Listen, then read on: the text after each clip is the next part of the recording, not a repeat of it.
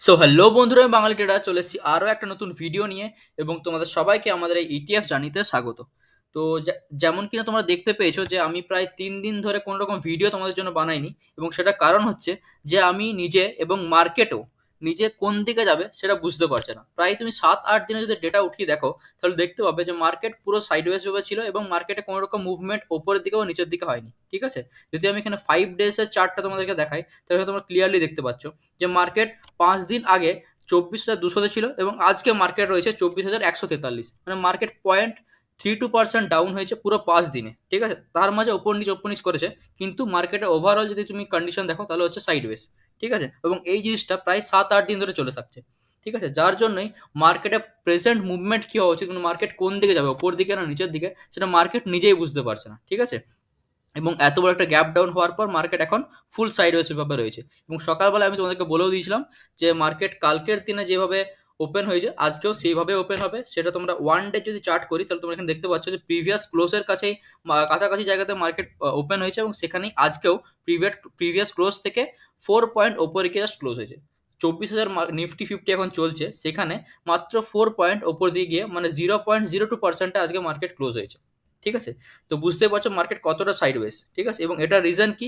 এটার রিজন এটাই যে কালকে হচ্ছে আমাদের 15 আগস্ট, মানে আমাদের স্বাধীনতা দিবস, এবং তার জন্য তোমাদের সবাইকে স্বাধীনতা দিবসের অগ্রিম শুভেচ্ছা। ঠিক আছে, এবং কালকে আমাদের পুরো ইন্ডিয়া যেহেতু ইন্ডিপেন্ডেন্স ডে সেলিব্রেট করবে এবং তার জন্যই কালকে আমাদের মার্কেট ক্লোজ থাকবে, এবং যেই কারণে নিফটি ফিফটি এবং ব্যাংক নিফটি দুটোরই এক্সপায়ারি আজকে আমাদেরকে কন্ট্যাক্ট করা হয়েছে, যার জন্য মার্কেট আজকে প্রচন্ড ভলিউম ছিল এবং যার জন্যই মার্কেট আজকে কোনো রকম ভাবে এদিক ওদিক যায়নি। যেটা আমি তোমাদেরকে হোয়াটসঅ্যাপ চ্যানেলে বলে দিয়েছিলাম যে মার্কেট আজকে শুধুমাত্র প্রিমিয়াম কাটাকাটি চলছে, মানে অপশন ট্রেডিং যারা করে তাদের জন্য, কল এবং পুটে যারা যারা ট্রেড করে। ঠিক আছে, এখানে তোমরা দেখতে পাচ্ছ মার্কেট ফুল সাইডওয়েজ ছিল, যার জন্য না কলওয়ালা না পুটওয়ালা কেউই কোনো রকম প্রফিট আজকে বানাতে পারেনি। মার্কেট ফুল 100 পয়েন্টের মধ্যে এদিক ওদিক শুধু করেছে, জাস্ট সবারই প্রিমিয়াম কেটেছে আর কিছু না। ঠিক আছে, তো তার জন্যই বলি যে কল পুট এসব থেকে দূরে থাকো এবং ডাইরেক্ট ক্যাশের মধ্যে ট্রেড করো, ইটিএফ এর মধ্যে ট্রেড করো। ঠিক আছে, তো যারা এখনো পর্যন্ত হোয়াটসঅ্যাপ চ্যানেল জয়েন করোনি তারা এইসব জিনিসগুলো মিস করছো।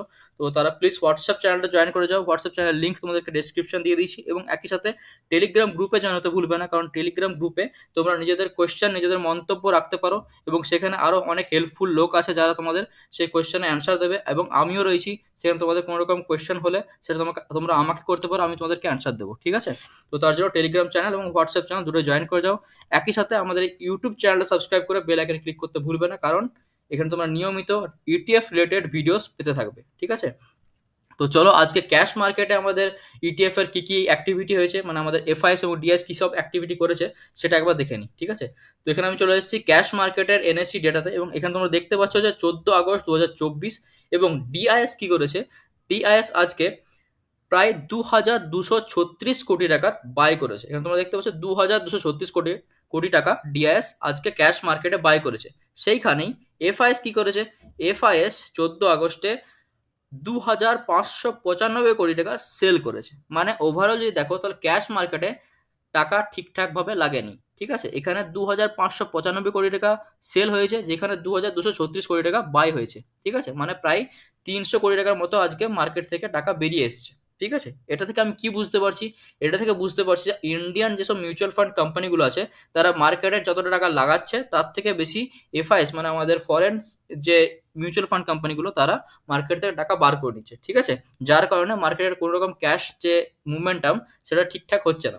এখানে যদি ডিআইএসও বাই করতো এবং এফআইএসও বাই করতো তাহলে সেক্ষেত্রে কি হতো, তাহলে সেক্ষেত্রে মার্কেট উপরের দিকে যাওয়ার একটা চান্সেস থাকতো।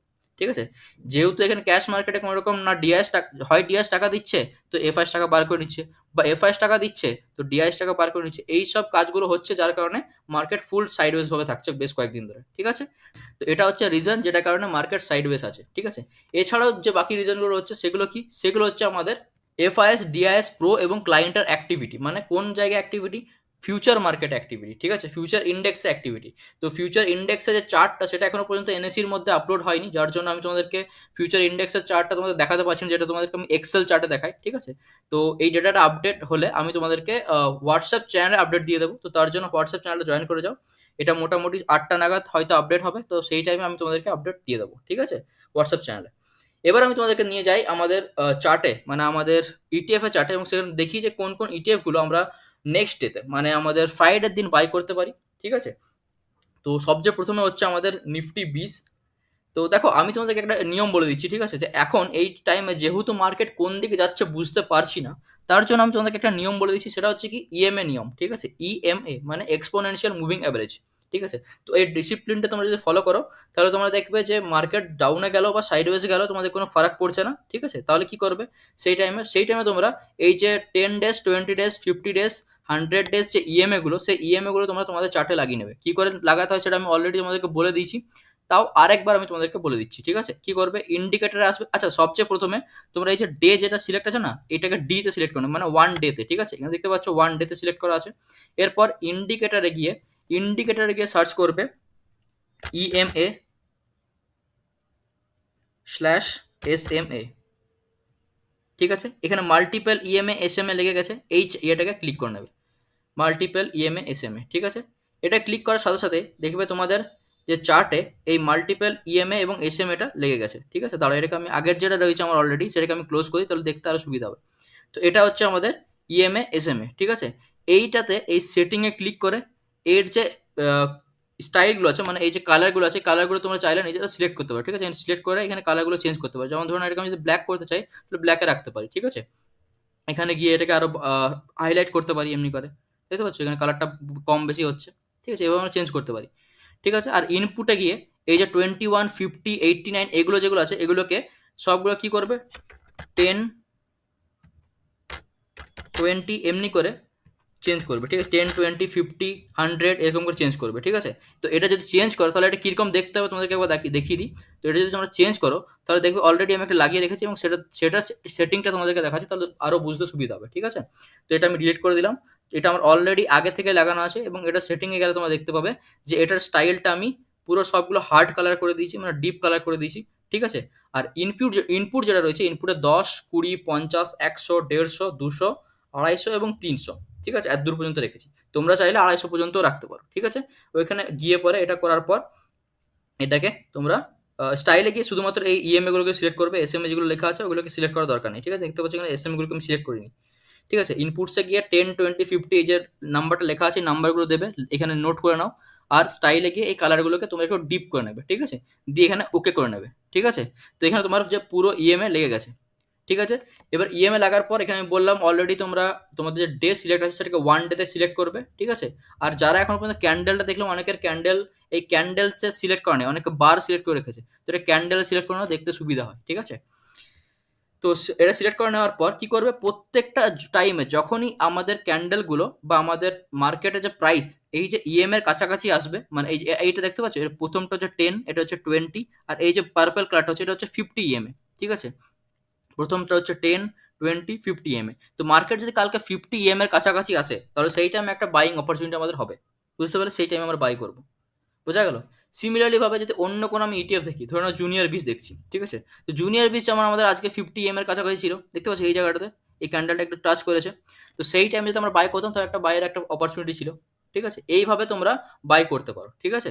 নেক্সট এইদিকে দেখতে পাচ্ছি মিড ক্যাপ ইটিএফ। তো মিড ক্যাপ ইটিএফ দেখে 50 ডেজ মুভিং অ্যাভারেজের কাছাকাছি আসছে, সেই টাইমে একটা বাই করতে পারি। শুধু এবারে তোমরা বলবে শুধুমাত্র কি 50 ডেজ মুভিং অ্যাভারেজ, আমি বলবো না, যে কোনো মুভিং অ্যাভারেজের কাছাকাছি, ঠিক আছে। তার মানে 10 ডেজ 20 ডেজের কাছাকাছি গেলে ওটাতে করো না, ঠিক আছে। 50 ডেজ, 100 ডেজ, 200 ডেজ, 250 ডেজ এইসব ইএম এর কাছাকাছি গেলে তুমি একটা ইনভেস্টমেন্ট করতে পারো। যেমন একটা এক্সাম্পল দিয়ে দেখাই, যে মুন 100, ঠিক আছে। তো এখানে তোমরা দেখতে পাচ্ছ যে মুন 100 আমাদের 100 ডেজ মুভিং অ্যাভারেজের কাছাকাছি রয়েছে, ঠিক আছে। এটা হচ্ছে 10, এটা হচ্ছে 20, এটা হচ্ছে 50 এবং এই গ্রিনটা হচ্ছে আমাদের 100। তো এখানে আমরা দেখতে পাচ্ছি যে আমাদের মুন 100 মানে আমাদের ন্যাসড্যাক 100 যে ইটিএফটা রয়েছে, ওই ইটিএফটা 100 ডেজ মুভিং অ্যাভারেজের কাছাকাছি রয়েছে। তো এখানে চাইলে আমরা একটা ইনভেস্টমেন্ট করতে পারি, ঠিক আছে।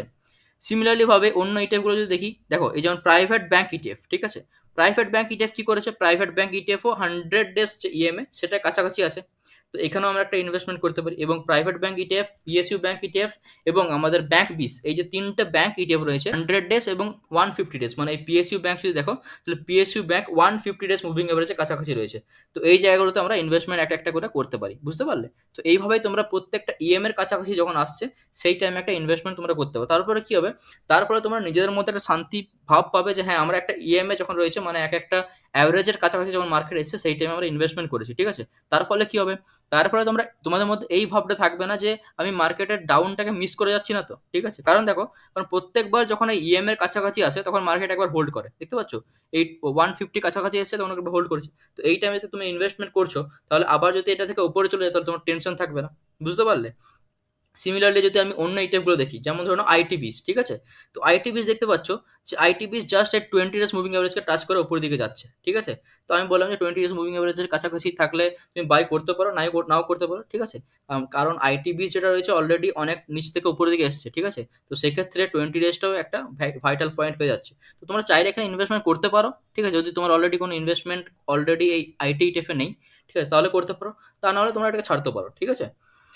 নেক্সট যেমন তোমাদেরকে আমি দেখাই সিলভার বিচ, ঠিক আছে? তো সিলভার বিচ এখানে দেখতে পাচ্ছ, সিলভার বিচ আমাদের 200 ডেজ মুভিং এভারেজের কাছাকাছি রয়েছে, ঠিক আছে? তো এখানে একটা ভালো সিলভার বিচে ইনভেস্ট করার টাইম রয়েছে। অলরেডি আমরা আগের দিন মানে 13 আগস্টে সিলভার বিচে একটা ইনভেস্টমেন্ট করেওছি, ঠিক আছে? যেদিন এটা এই 200 ডেজ মুভিং এভারেজের কাছাকাছি, সরি, 200 ডেজ মুভিং এভারেজকে সাপোর্ট করে উপর দিয়ে গেছিল, ঠিক আছে? আজকেও সেই জায়গাতেই ছিল, ঠিক আছে? তোমরা যদি কালকে আবার এই পজিশনের পর একটা ইনভেস্টমেন্ট করতে পারো, কিন্তু আমি করবো না। কারণ কি? কারণ আমি অলরেডি কালকে করেছি। তো আমার নেক্সট টার্গেট হচ্ছে বা নেক্সট যে এসআইপির যে প্রাইসটা রয়েছে সেটা হচ্ছে 75 এর কাছাকাছি, সেটা আমি তোমাদেরকে আগেও বলেছিলাম। সিমিলারলি গোল্ড বিসের ক্ষেত্রে সেটা যদি দেখি, তাহলে গোল্ড বিসের ক্ষেত্রে 57 হচ্ছে আমাদের একটা এসআইপির পয়েন্ট, কিন্তু মনে হয় গোল্ড বিস 57 এর কাছাকাছি আসবে না, ঠিক আছে? তো অলরেডি যখন এই গোল্ড বিস 58 এর কাছাকাছি এসেছিল তখন আমরা একটা ইনভেস্টমেন্ট করেছিলাম, ঠিক আছে? তো প্রত্যেকটা ইএমআই এর কাছাকাছি যখন আসছে তখন একটা করে ইনভেস্টমেন্ট তোমরা করতে পারো, ঠিক আছে? তার মানে এমন নয় যে একটা ইএমআই এর কাছে যদি 10 বার রয়েছে, 10টা ক্যান্ডেল রয়েছে, তো 10 বারই ওই ইএমআই এর কাছাকাছি ইনভেস্ট করে দাও। তাহলে কি হবে? তাহলে ওই প্রাইসে তোমার পুরো এভারেজটা হয়ে যাবে, ঠিক আছে? তো যখন একটা ইএমআই টাচ করে নিচের দিকে আসছে সেই ইএমআইটাতে ইনভেস্ট করো।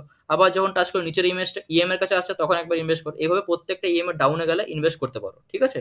তো আমি তোমাদেরকে আজকে কোনোরকম পার্টিকুলার ইটিএফ এর ব্যাপারে বললাম না, আমি বললাম যে প্রত্যেকটা ইটিএফ যদি কোনো একটা পার্টিকুলার ইএমআই এর কাছাকাছি আসছে, 50 বলো, 100 বলো, ঠিক আছে? বাট 150 বলো, 200 বলো, তো সেক্ষেত্রে একটা স্মল অ্যামাউন্ট, ঠিক আছে? এটা মনে রাখবে, স্মল অ্যামাউন্ট ইনভেস্টমেন্ট করবে। কারণ কারণ মার্কেট এখন ফুল সাইডওয়েজ রয়েছে, কোন দিকে যাবে মার্কেট নিজেও জানে না, ঠিক আছে? তো যদি মার্কেটে কোনো রকম মানে খারাপ নিউজ আছে, নেগেটিভ নিউজ আছে, তাহলে সেক্ষেত্রে মার্কেট ডাউনের দিকেও যেতে পারে। আর যদি পজিটিভ নিউজ আসে তাহলে মার্কেট উপর দিকেও যেতে পারে। তার জন্য বলছি স্মল অ্যামাউন্ট করে একটা ইনভেস্টমেন্ট করতে থাকো প্রত্যেকটা ইএমআই এর কাছাকাছি এলে, ঠিক আছে? আর এই যে ইএমআই স্ট্র্যাটেজিটা আমি বলছি সেটা নিয়ে একটা খুব খুব ভালো একটা মানে ভিডিও, মানে স্ট্র্যাটেজি রিলেটেডই একটা ভিডিও তোমাদের জন্য বানিয়ে দেবো, যার ফলে তোমরা আরো ভালোভাবে ক্লিয়ারলি জানতে পারবে, ঠিক আছে? আপাতত আশা করছি তোমরা ভিডিওটা জানতে পারলে এবং ভিডিও থেকে কিছু শিখতে পেরেছো। যদি ভিডিওটা ভালো লেগেছে তাহলে ভিডিওটাকে লাইক করো, চ্যানেলটাকে সাবস্ক্রাইব করে বেল আইকনে ক্লিক করতে ভুলবে না, এবং একই সাথে আমাদের হোয়াটসঅ্যাপ চ্যানেল এবং টেলিগ্রাম গ্রুপে জয়েন করে যাও। দেখা হচ্ছে পরের ভিডিওতে। Keep learning, keep trading. Thank you.